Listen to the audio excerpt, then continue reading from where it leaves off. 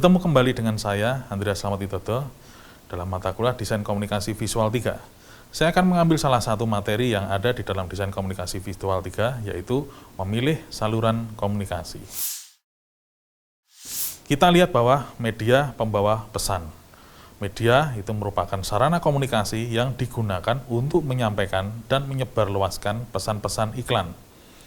Pesan itu merupakan pesan penjualan dari produsen selaku komunikator yang ditujukan kepada konsumen selaku komunikan. Jadi media harus sesuai target audiens. Media dapat menentukan sampai tidaknya suatu pesan yang disampaikan kepada target audiens. Media merupakan bagian terpenting dalam periklanan. Media berhubungan langsung dengan konsumen dari berbagai dimensi, psikografi dan demografi. Sebuah promosi periklanan bisa berjalan dengan efektif dan efisien apabila media yang dipilih sesuai dengan target audiensnya. Nah, hal penting apa yang dalam menentukan media?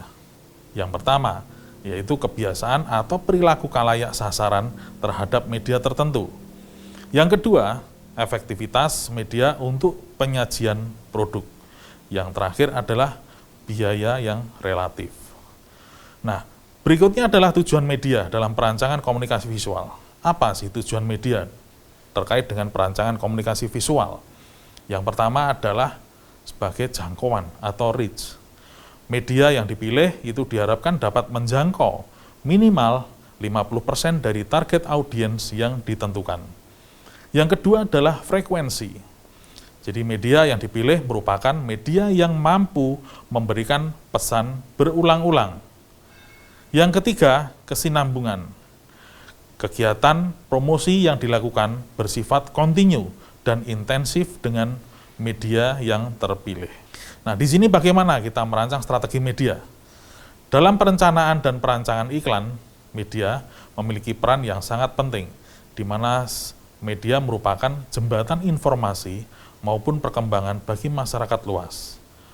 Maka diperlukan suatu strategi untuk membangun jangkauan yang saling melengkapi dan dapat menciptakan efisiensi serta efektivitas media. Nah, di sini ada 3 media. Yang pertama adalah above the line atau biasa disingkat dengan ATL, lalu below the line yaitu BTL, dan through the line. Kita bahas tentang above the line. Above the line adalah bentuk teknik promosi dengan strategi menarik perhatian konsumen melalui iklan yang menarik dan memancing rasa penasaran orang untuk membeli atau mencoba suatu produk. Tidak ada interaksi langsung dengan audiens. Fungsinya tidak lain adalah untuk menjelaskan sebuah produk, konsep ataupun ide, ataupun untuk menanamkan branding image yang kuat di benak audiens. Nah, berikut adalah contoh-contoh dari above the line media. Ada televisi, radio, billboard, majalah, dan web design. Selanjutnya kita bahas tentang below the line media. Below the line adalah bentuk promosi dengan strategi mendorong calon konsumen untuk membeli dan mencoba produk atau jasa yang akan ditawarkan dengan kegiatan-kegiatan yang diselenggarakan dengan melibatkan dan mempertemukan secara langsung antara perusahaan atau penjual dengan masyarakat atau pembeli. Nah, berikut adalah contoh below the line media yang diaplikasikan atau diterapkan dalam sebuah pameran. Ada X-banner di situ, ada poster, ada katalog, ada juga venue dipakai untuk tempat berpameran. Berikutnya terkait dengan through the line media. Saya jelaskan di sini terkait dengan through the line. Dengan munculnya media-media promosi baru, terutama yang berbasis teknologi informasi, perbedaan antara above the line dengan below the line itu semakin samar. Jadi perbedaannya itu sangat tipis. Karena di sini munculnya internet. Karena fitur yang sangat banyak dan komplit yang didapat dari mencakup target audiens yang sangat luas, spesifik, dan mempunyai fasilitas interaksi secara langsung. Hal ini disebut juga dengan istilah Integrated Marketing Communication atau IMC. Hal inilah yang menjadikan timbulnya istilah baru, yaitu Through the Line Media. Jika kita perhatikan tren sekarang, banyak kegiatan promosi yang menerapkan marketing mix dengan konsep Through the Line.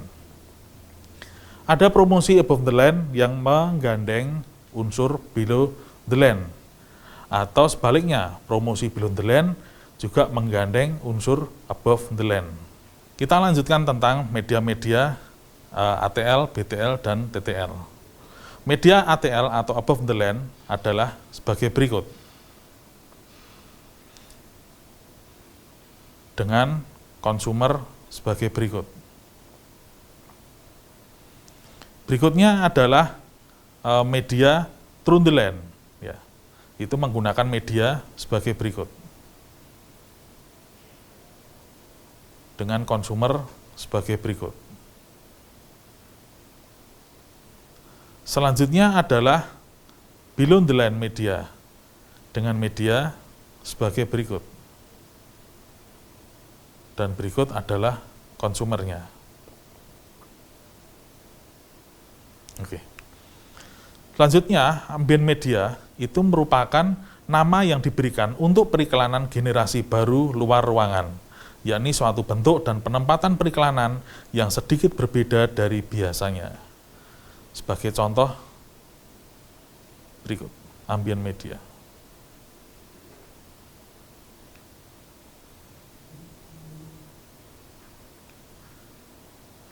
Perancangan media harus tercapai sesuai sasaran.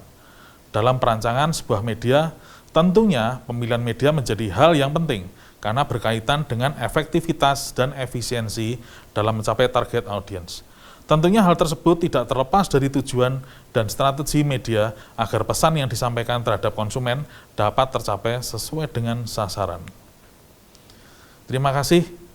Begitulah materi dari saya terkait dengan desain komunikasi visual 3. Terima kasih.